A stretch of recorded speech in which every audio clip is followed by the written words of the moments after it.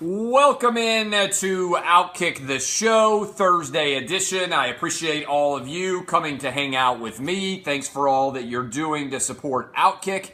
My name is Clay Travis. This is Outkick the Show. It's presented by Oddshark. I'd encourage you guys to go check out Oddshark for all of your gambling and informational related needs. And I also want you to know that if you are in the mortgage business right now, the mortgage buying market, you need to go to thehomeloanexpert.com wherever you are across the country, whether you need to get pre-qualified, whether you need to buy a new mortgage, whether you need to go out and get refied, whatever you need right now, go to thehomeloanexpert.com. Now, I don't know how many of you are aware of how dominant we have been already in our Senate campaign, but we are on the front right now of the Chattanooga Times Free Press, even if they're inaccurately reporting the news. Our Senate campaign is off and running. I wish you could see my email. I wish you could see my DMs. I wish you could see my text messages. All the people who want to work on this campaign is incredible. Again, Bob Corker doesn't run and Peyton Manning doesn't run. You're looking at the next United States Senator from Tennessee. I'll continue to do everything else that I do, but I'll also become one of the youngest senators ever. Would be an amazing run, and it's going to happen next year given those parameters. All right. I appreciate all of you coming to hang out here with me. I want to get into several different big stories that I think have some significance here on Thursday. Tomorrow I'm headed up to Chicago, so we won't have a Friday Outkick the Show. There will be no Friday edition of the show, but we'll be back Saturday morning with a kickoff for college football, getting everybody ready. And then, obviously, everything will be off and running for the rest of the week. All right, several things. One, we're going to talk about Nebraska firing their AD and why I believe that's the first sign strongly that Mike Riley may be the first of these hot seat coaches, whether it's Nebraska, whether it's Notre Dame, whether it's Tennessee, whether it's Arkansas, A&M, Auburn, Missouri, UCLA, maybe even Florida before all is said and done, where Mike Riley may be the first guy to officially get fired at Nebraska. We'll see whether or not he is going to be able to survive now that we have got a brand new AD who will be being hired. General rule, when you hire a new AD, you don't want to stick to the guy that somebody else hired, so keep that in mind. NFL players. I can't believe this is real.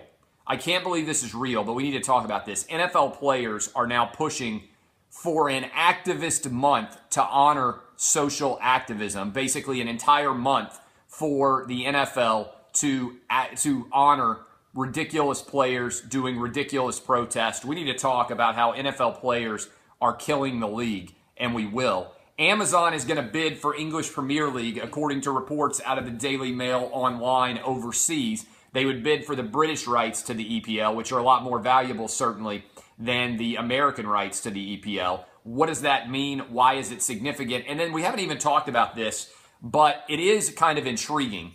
I'm going to tell you why that is intriguing and why I think it's important. But also, College Game Day is in New York City. I think most people have missed the significance of why College Game Day is in New York City. And we will discuss that because I do believe this is setting up between the EPL being bidded for by the Amazon and also College Game Day going to New York City. This is part and parcel of the larger story in the sports media universe that I think is being undercovered. I'll explain why all of that matters. But let's begin with the hot seat watch. If you are wondering what has happened to Nebraska's football program, Tommy Frazier ain't walking through that door anymore. All right, Tommy Frazier is gone. The days of Nebraska being able to go south and recruit out of Oklahoma, being able to go south and recruit out of Texas and put together an incredible array of talent, as well as running that wishbone offense that they started teaching in 3rd and 4th grade so that all the kids growing up in Nebraska dreamed of one day playing for the Cornhuskers. This is a great example of how you can lose your brand in the process of just chasing money, right? Because you look out there at the ocean of money, and Nebraska thought to themselves, you know what, we've got to get in the Big Ten. This is better for our university. This is better for our long-range future. Look at the amount of money we're going to have. And one of the big topics that I hit on all the time is that colleges are very frequently forecasting and focusing on the overall revenue as opposed to understanding what they should be doing with that revenue. Ultimately, all you need to have a really successful football program in this day and age is enough money to pay a head football coach $6 or $7 million a year. If your budget can manage that, then everything else will take care of itself. This is why I use the phrase, don't juice bar me, bro. And if you don't remember me explaining don't juice bar me, bro, it was early on in the days of Butch Jones at Tennessee. They built a brand new facility. And when we walked around that facility, I was up there we're doing a live broadcast from our radio show. When we walked around the facility, Tennessee spent an inordinate amount of time standing right next to the weight benches talking about these new juice bar that they had there. And they could make smoothies, any kind of smoothie you could possibly want. And I had 20 minutes of the tour was talking about how cool this smoothie bar was going to be. And after about 5 minutes, I'm like, man, we're getting juiced bar here. And nobody was like, what do you mean? I'm like, this is a little attribute that doesn't mean anything at all. It's like an air-conditioned glove box, right? If you buy the right car, then whether or not your glove box is air-conditioned doesn't matter. It's like a little thing that people focus on that doesn't have any actual substantial impact. And what I said was, look, if you win enough football games, then donor dollars roll in and you can build anything that you want, right? It's not like Kevin Costner back in the day of Field of Dreams, where he said, if you build it, they will come. If you win, they will come, and we can build anything that you want. That's the way that modern college athletics works. And unfortunately, people think that if they build incredible facilities, that's going to lead to wins. It doesn't happen. All right, it doesn't happen at all. The facilities have to follow the victories. If the facilities follow the victories, it means that you got the right coach. And if you got the right coach, everything else falls into place. Why do I say that?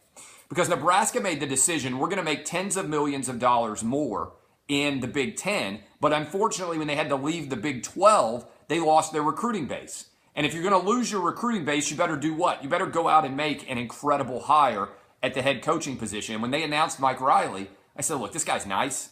He rides his bike around at Oregon State. He's a really good dude. But there's no way that he's going to win at a high level at Nebraska. Nebraska's coaching hire is incredibly important. They're in the Big Ten West. They can compete at a high level to win the Big Ten West every year if they get the right coach. But all that matters is the coach. The facilities don't matter.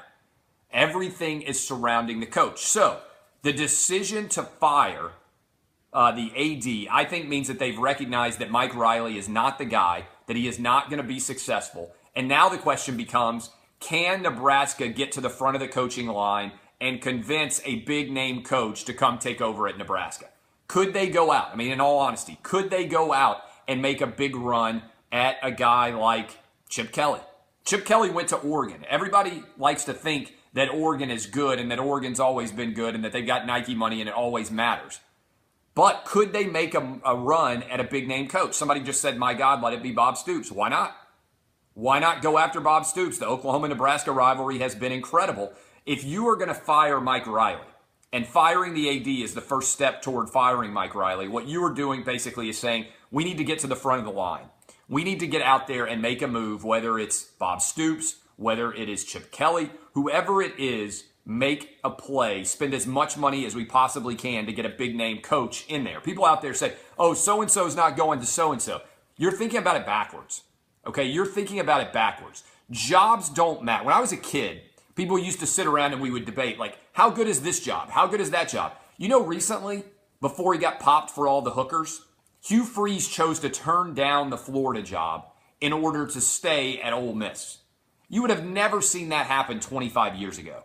It was unheard of. The reason why Hugh Freeze stayed at Ole Miss was because it's becoming a lot more like college basketball in college football, which is, if you are in a Big Five conference and you've got things rolling, you don't need to go to one of the top 2 or 3 jobs in a Big Five conference to win a national championship anymore. All you need to do is continue to win at a high level where you are now. There's a reason why the Greg Marshalls of the world don't leave Wichita State. Why you had Brad Stevens staying forever at Butler. It's because they can realize they can win a national championship at a mid-tier college basketball program because they can get into the NCAA tournament.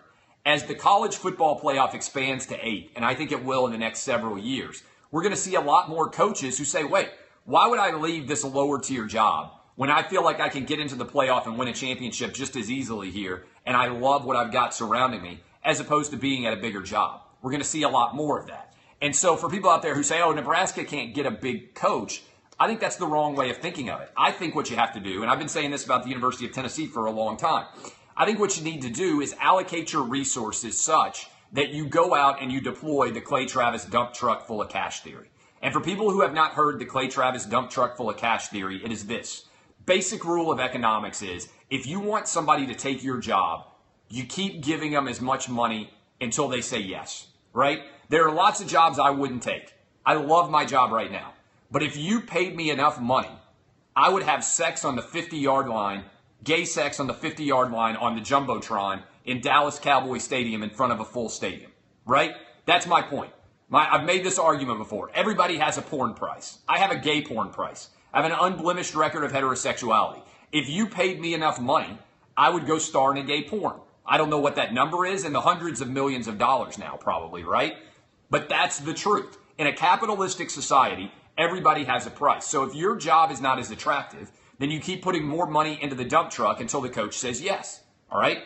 So I think everybody has a porn price, and I think every coach in America, if you paid them enough money, they would go coach there. Like if Youngstown State suddenly discovered that they were sitting on top of a gold mine, all right, and that gold mine was worth billions of dollars, and they went down to Nick Saban and they said, hey, Nick Saban, we will pay you $30 million a year to become the head coach of Youngstown State. I think at some point they would put $1, okay? They would put $1 on that in that dump truck. That would be the tipping point for Nick Saban. He would say, okay, you know what? Youngstown State ain't Alabama, but if they're going to pay me $30 million a year to be the head coach at Youngstown State, I'm going to go do it. And then Youngstown State would do what? They would win the championship for multiple years in a row. And I'm just using them as an example. Alcorn, same thing. Like it doesn't matter where the school is. If they had enough money, they would do it, okay? So I believe in basic economics. If you are Nebraska, you are bringing in all those Big Ten dollars. What you need to do, this is what I would do if I were an AD. I would go look at the budget and I would say, okay, we're slashing out all this money that we're spending on facilities right now. And we're going to roll that money as it comes off the books into our head coaching hire. And we're going to pay as much money as we possibly can to go out and get a coach that would otherwise not come here. Maybe it's Chip Kelly. Maybe you have to pay $8 million a year for Chip Kelly, more than anybody's ever made in the history of college football, to go to Nebraska. But guess what? That money is worth it because the wins will follow. And if the wins follow, then the money follows, right? You've got to spend money in order to make money in the world of college athletics. And you don't make money in college athletics by having a great locker room. Coaches sell that idea because they're like, oh, the reason why we're losing is because we don't have a juice bar or because we don't have a waterfall and everybody else has got a waterfall. Ultimately, kids make rational decisions by and large. The reason why Nick Saban recruits so well is because he puts players into the NFL. If Nick Saban were coaching out of a cinder block JV building and he was still sending as many people as he is to the NFL, guys would come there and play for him. And then guess what? They'd make a lot of money and they'd build new facilities. Look at what Nick Saban has meant to the University of Alabama overall in terms of the university as a whole. They now have over half of their student body that comes from out of state. He's been worth hundreds of millions of dollars on the wins level there. So what I want you guys to think about is right now everybody's jockeying for position. The first school to fire their coach gets the chance to approach the hot girl at the bar and try to get the hot girl to come home with him, right? If Nebraska is firing their AD, then to me what they're setting up is the opportunity to fire Mike Riley too. Same decision is going to have to be made at Tennessee, Arkansas, A&M, maybe Florida, certainly Missouri, UCLA, Notre Dame, all of these schools where people are unhappy with what's going on at their program. What I have said is this. If Butch Jones loses next weekend in Knoxville to Georgia, I basically would make the decision that I'm going to fire him. That's what I would do. Because Tennessee would have lost to Florida and Georgia. I don't think anybody out there believes Tennessee's going to go on the road and lose to Alabama. If Tennessee loses to Florida, Georgia, and Alabama, and I believe the Alabama game is on October 21st, on October 22nd, I call Butch Jones, I fire him, I elevate somebody else to take over as the interim, and I go out and I make my run at Chip Kelly. I go ahead and make my decision. Maybe A&M's going to do this with Kevin Sumlin. I don't know. I like Kevin Sumlin. I think he's done a good job. But if he were to lose to Arkansas, is it basically foregone that he's not going to be back at A&M? Once you make the decision, there's nothing he can do to get back, then I think you go ahead and make the decision. You know what? Let's go ahead and pull the cord, because the first guy to fire gets the opportunity to go after Chip Kelly, Bob Stoops. Maybe you like Les Miles.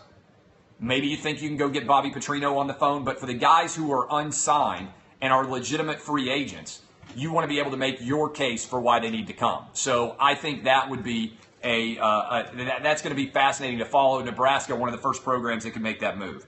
Okay, have you guys seen this?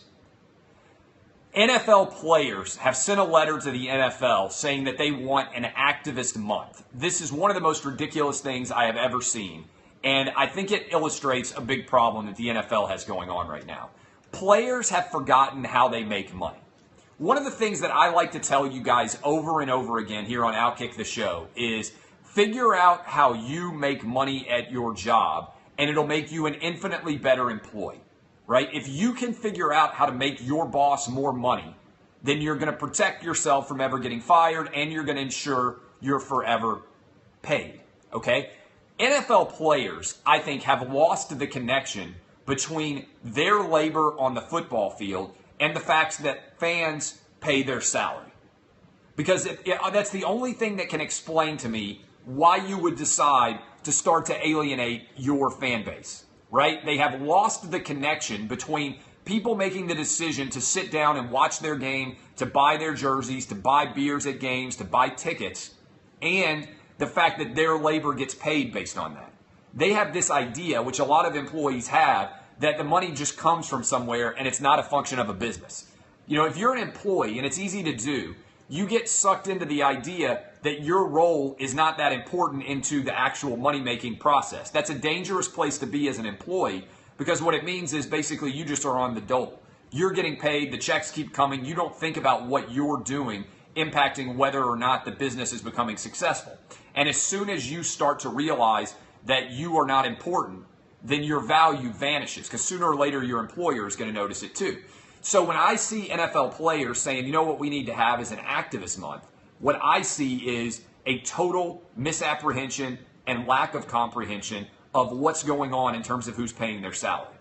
All right? The product in the NFL is not very good right now. The number of people watching the games just hit a 20-year low on CBS. The reason why that's happening on some levels is because of a profound alienation between fans, many of whom are struggling to make ends meet, right? Struggling to take their kids to your games.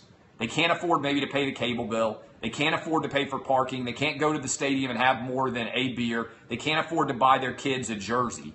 And they see that disconnect between how hard they're working and how hard they're struggling. And then they see a guy like Colin Kaepernick take a knee, and that disconnect is grating. It makes you not want to support the NFL when you see a lack of gratitude being evinced by the players. Everybody who makes a living as a professional athlete is fortunate. Do they work hard? Yes. Do they work harder than the average fan? No, I don't think they do.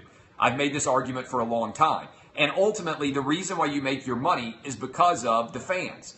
And so when you're saying you need a month of social activism to be honored, what you're effectively saying is, I don't care about the fans at all. We're not here to entertain them and make them like our sport. We're here to make political commentary. Okay? And that's a really dangerous position to get into, because as soon as you start trying to make political commentary, you alienate the reason why people like football, which by and large is because it takes them away from the serious things in their life. And that's a really bad business proposition that I guarantee you the owners are starting to see, because it creates a disconnect between the average fan and the multi-million-dollar athlete. That disconnect is always there, right? A lot of fans care more than players about whether or not their team wins, because the player checks are not bouncing.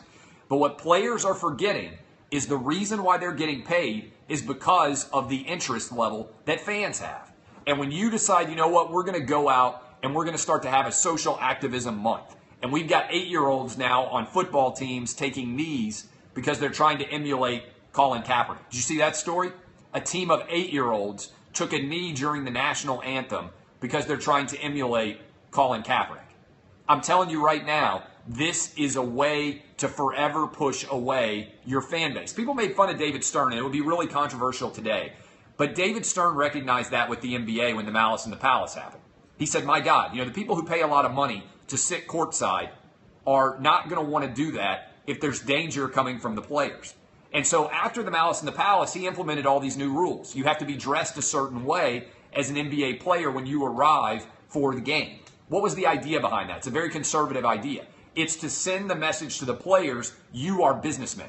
You have to show up and you have to perform. This is your business. You may be playing a game, but you have to send the message to these fans that you are worthy of respect, that you are worthy of their adulation, that they are paying customers and you are going to entertain them, right? That was a big controversial thing. Twitter would hate it now, but it's an important message to send that you have to understand how you make your money. And I think a lot of players, especially in the NFL right now, don't have that connection and aren't making that logical connection between the reason why fans show up here is not to see us protest the national anthem.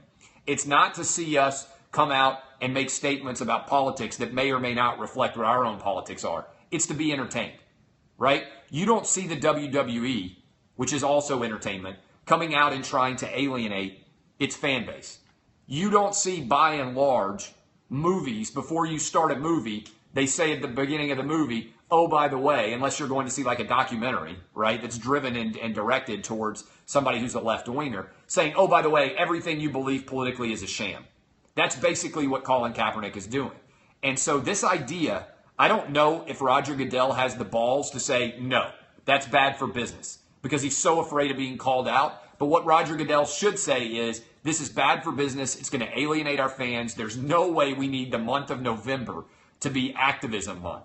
And the players are saying, well, we're fighting breast cancer. We're doing pink stuff. Like, yeah, if you want to fight against things that don't matter in the grand scheme of things, and by don't matter, I mean, I shouldn't say don't matter. I should say don't have opposition. There's nobody out there who's like, you know what? I love breast cancer.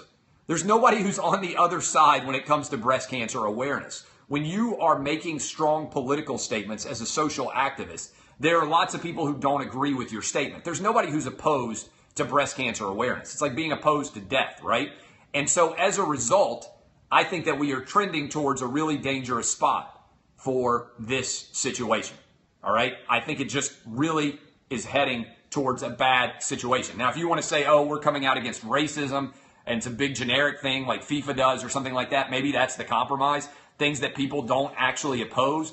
But if you're endorsing Colin Kaepernick style activism, this is a bad, bad move for the NFL from a business perspective. Somebody just said, I think there's a strong argument, Twitter's destroying professional sports. I think you can make an argument that social media is severely hampering our American democracy, our American capitalism, and everything else surrounding it, because people are overreacting to what people say on social media, because social media is not representative of the larger perspective, right? I mean, I'm just telling you that's the truth. All right, big stories. I want to hit two big stories here as we finish up today's show. I'm Clay Travis.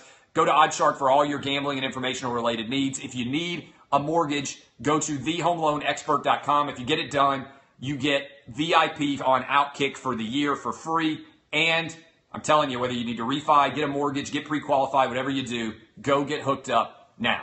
All right? Couple of things. Amazon is going to bid for the English Premier League, according to a report out of the Daily Mail in London. This is a massive story. It's not bidding for the EPL in the United States. It's bidding for the EPL in England, which is the most popular brand. If this happens, it's the death knell for ESPN and their brand. Okay, let me explain why easily. Right now, we are in an era when all that matters is that you create original content that's compelling, that people want to watch. This is what I've been writing about ESPN that a lot of people still haven't gotten. What does ESPN do? What do they produce that is compelling content? Let me take a step back, all right? Game of Thrones is one of my favorite television shows, right? Game of Thrones is one of my favorite television shows, and it's unique, and it's original, and it will exist for the next 20 years, okay? 30 years, 40 years. People will be watching Game of Thrones. My kids might be watching it. My grandkids might watch it. It's going to have value forever. All ESPN does is rent the properties that they put on, the sports rights that they put on. So ESPN doesn't own the NFL. They don't own the NBA. They don't own the SEC or the ACC or the Pac-12 or the Big 12 or the Big 10. All they do is rent the right to put them on. And they're a middleman. They don't have any long-term ownership of anything. The only thing that ESPN owns that might have value a year from now is the 30 for 30 series. And that has almost no long-term value. So I say this for that reason. Those leagues are going to sell to the highest bidder. ESPN's business model is collapsing. If they can't afford to buy those rights, then they have no reason to exist. There's no reason why ESPN should exist if suddenly Amazon and Facebook, let's say, had all of these sports rights. They have nothing. The sports rights are like videos in an MTV era. They're all online. You can go watch them yourself. So what has been the big question is, are television networks only going to compete with themselves? Are they only going to compete with Fox, CBS, NBC, and ABC, ESPN, Turner? Or are all of these major tech companies going to roll in and start to bid themselves? If they do, then they can blow the ESPNs of the world out of the water with cost, and there's absolutely no reason for the company to still exist, which ties in with College Game Day going to New York City. Most people haven't realized why College Game Day is going to New York City. The reason why College Game Day is going to New York City is because ESPN is in the middle of a major dispute over negotiating the continued extensions for ESPN and all the subsidiary networks for Altria, I believe is the company, in New York City Cable. And the reason why they went there is because they want to put pressure on that company to say, look at how many people love ESPN in New York City. Look at how many people are going to show up for our show. And so they can make all these cable companies up there get nervous that if they don't pay what ESPN wants for the carriage fees, then they're going to pull ESPN and they're going to try to scare the cable companies into thinking, oh my God, how are you going to be able to survive here? So this idea that's out there that ESPN tried to float of, oh, we've always wanted to go to New York City, that's bullshit. The reason they're up there is because on September 30th, the cable carriage deals in New York City all expire. And this cable company is starting to get smarter, and they're saying, wait a minute, do we think a ton of people will actually cancel our cable subscriptions if we don't carry ESPN? Because historically, everybody's been so obsessed about making sure that they get their games that if they don't carry ESPN, they've been afraid of all the business that they will lose. No cable company or satellite company has had the balls to actually stand up to ESPN and not fight it, okay? But a lot of decent consumers out there are starting to recognize the reason why cable bills are so high is because of the ESPNs of the world. And I've said this before, but ESPN costs around $8 a month. So you do the math on that, and I'm always bad on live math, but I think I'm correct when I say that's right around $96 a year that everybody is paying to ESPN Direct, even if they never watch cable. That's why I use the mythical or satellite, the mythical Aunt Gladys. Your Aunt Gladys in New York City, who has never, ever watched ESPN or any games there, is paying nearly $100 a year for ESPN. ESPN's business model is predicated on taking that $100 and then wildly overpaying the sports leagues to rent their games so that they can continue to charge $8 a month for all these games. What's happening is, as the cord's getting cut and ESPN has lost 13 million subscribers, they have wildly overpaid for their sports rights while their revenue is collapsing. So far, what has not happened is a major cable or satellite company just say, you know what? We're not going to give you an increase in dollar figures. We're not going to give you any more money. You can take your channel and walk. We don't think we're going to lose very many subscribers. Could that happen in New York City? I don't know, but it's starting to become a major conflict, which is why ESPN took their show to New York City. And the reason why I put those two stories here at the end to tie together is if Amazon's going to become a real bidder, ESPN's Monday Night Football package ends in 2021. So if Amazon, let's say, suddenly went in and said, we'll pay you billions of dollars for Monday Night Football and we'll put it on Amazon Prime, is it possible that ESPN can even afford to pay for Monday Night Football? And if ESPN doesn't have the NFL, what the hell are they going to put on? Social justice warrioring with Jamel Hill and Michael Smith for 15 hours a day? Their ratings are already collapsing. They don't produce original content that people care about. And they're in the process of having to wildly overpay or lose the rights that they do have. In the years ahead, ESPN is a shell of a company. They are dead. I believe if Amazon and Facebook and Apple and some of these companies actually decide to come in, that they'll make a massive impact. Here's the other thing. Why would anybody buy ESPN? They have a distribution model that's rapidly collapsing, and they don't actually own anything. This is why my argument was, if I were in the business right now, what I would be trying to do is buy up like the UFC. If I were Fox, I would have bought the UFC so we don't have to rent it forever. I would go buy the WWE. It's why I'm a shareholder, because I think all that's going to matter in the future is what original content do you own. You may remember me writing a story that if I were Netflix, I would have bought the UFC, and I would have bought the WWE. Instead of renting it every year and putting their games on and trying to make some money off of the advertising, what you want to be in the business of is owning. You want to own a brand, you want to own a business, and you want to be able to make money off of it instead of renting it. So we'll see what happens. I don't know what the long-range play is going to be, but I know that ESPN is in trouble. Again, my thanks to you. We'll be live tomorrow, Friday, for Outkick the coverage. Thank you for all of you who are downloading the show. Share it with your friends. Again, big-time discussions here. Nebraska fires their AD. Is Mike Riley the first to go? NFL players are pushing for an activist month. Why I think that's a disaster. Amazon reportedly to bid for the English Premier League, and ESPN to New York City over an existing cable battle in the city of New York. All of these things are going to be a fascinating story to pay attention to in the years ahead. I appreciate all of you coming to hang out. Go to OddsShark for all your gambling and informational related needs. The Outkick picks are up. We've also got the pick 'em up on Outkick.com. It's free, 10 games. Can you go 2-10-0? If so, you win a prize. I am Clay Travis. Thank you for hanging with us.